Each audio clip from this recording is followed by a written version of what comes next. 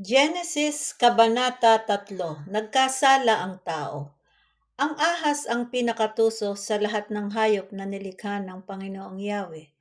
Isang araw, tinanong nito ang babae, "Totoo bang sinabi ng Diyos na huwag kayong kakain ng anumang bungang kahoy sa halamanan?" Sumagot ang babae, "Maaari naming kainin ang anumang bunga sa halamanan. Huwag lamang ang bunga ng puno na nasa gitna niyon. Sinabi ng Diyos na huwag naming kakainin ni hihipuin man ang bunga nito. Kung kami raw ay kakain nito, mamamatay kami." Ngunit sinabi ng ahas, "Hindi totoo yan, hindi kayo mamamatay. Sinabi lang yan ng Diyos sapagkat alam niyang kung kakain kayo ng bunga niyon, ay makauunawa kayo. Kayo'y magiging parang Diyos at malalaman ninyo ang mabuti at masama."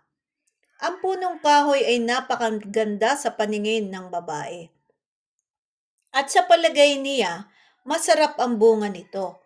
Naisip din niya na kahanga-hanga ang maging marunong, kaya pumitas siya ng bunga at kumain ito.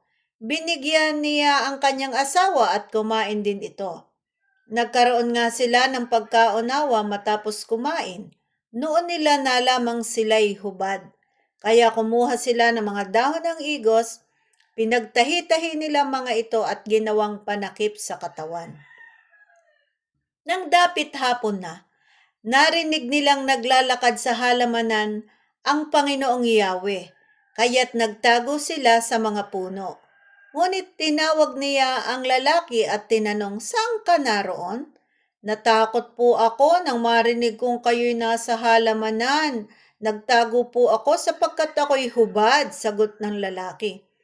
Nagtanong muli ang Diyos, "Sinong may sabi sa iyong hubad ka? Bakit? Kumain ka ba ng bungang ipinagbabawal ko?" "Kasi pinakain po ako ng babaeng ibinigay ninyo sa akin," tugon ng lalaki. "Bakit mo ginawa ang bagay na iyon?" tanong ng Panginoong Yahweh sa babae.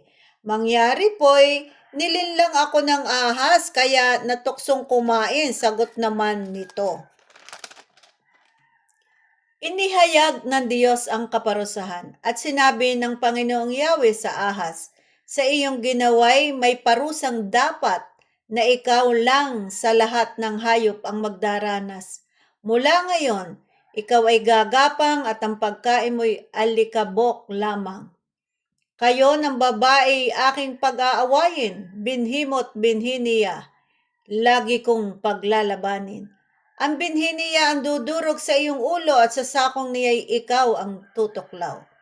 Sa babae naman, ito ang sinabi, "Sa pagbubuntis mo'y hirap ang daranasin at sa panganganak sakit ay titiisin. Ang asawang lalaki iyong nanasain, pasasakop ka sa kanya't siya mong susundin." Ito naman ang sabi ng Diyos kay Adan, "Dahil nakinig ka sa iyong asawa nang iyong kainin ang ipinagbawal kong bunga, dahil dito'y sinusumpa ko ang lupa, sa hirap ng pagbubungkal pagkain mo'y magmumula. Mga damo at tinik ang iyong aanihin, halaman sa gubat ang iyong kakainin. Sa pagod at pawis, pagkain mo'y manggagaling, maghihirap ka hanggang sa malibing. Dahil sa alabok doon ka nang galing, sa lupang alabok ay babalik ka rin." Eva ang itinawag ni Adan sa kanyang asawa, sapagkat siya ang ina ng sangkatauhan. Ang mag-asawa'y iginawa niya ng mga damit na yari sa balat ng hayop. Pinalaya sa hardin si Adan at si Eva. Pagkatapos, sinabi ng Panginoong Yahweh, "Katulad na natin ngayon ang tao sapagkat alam niya ang mabuti at masama. Baka pumitas siya at kumain ng bungang kahoy na nagbibigay buhay at hindi na siya mamatay." Kaya pinalayas niya sa halamanan ng Eden ang tao upang magbungkal ng lupang kanyang pinagmulan. Pinalayas nga siya ng Diyos at sa dakong silangan ng halamanan ng Eden ay naglagay ang Diyos ng bantay na kirubin.